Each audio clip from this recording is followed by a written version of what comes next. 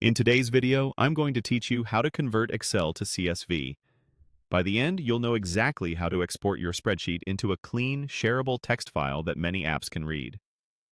A CSV, or comma-separated values file, stores your data as plain text, with each column separated by a comma. It's perfect for uploading lists, importing into databases or CRM systems, and moving data between different tools.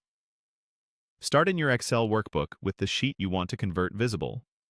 First, open the File menu in the upper left corner. This takes you to the area where you can manage versions and create copies without changing your original workbook. Next, choose Save As. This creates a separate file, so your original Excel file, with all its formulas and formatting, remains untouched. When the Save As panel appears, click Browse. This opens the standard file dialog and lets you decide exactly where the new CSV will go on your computer or connected drive. Select the folder where you'd like to store the exported file so you can find it easily later.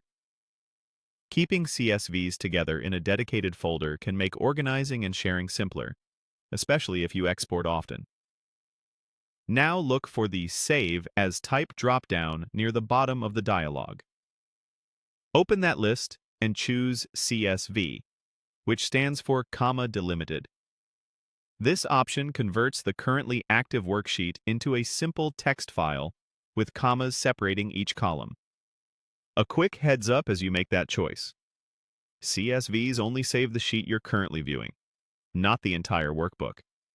If your workbook has multiple sheets you want to export, repeat the same process for each one, switching to the sheet you need before saving.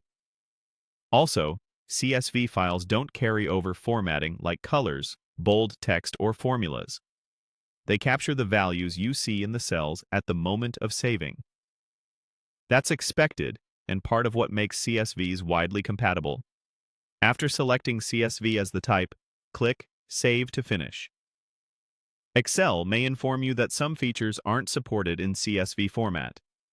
That message is normal because CSV stores plain text rather than full Excel features.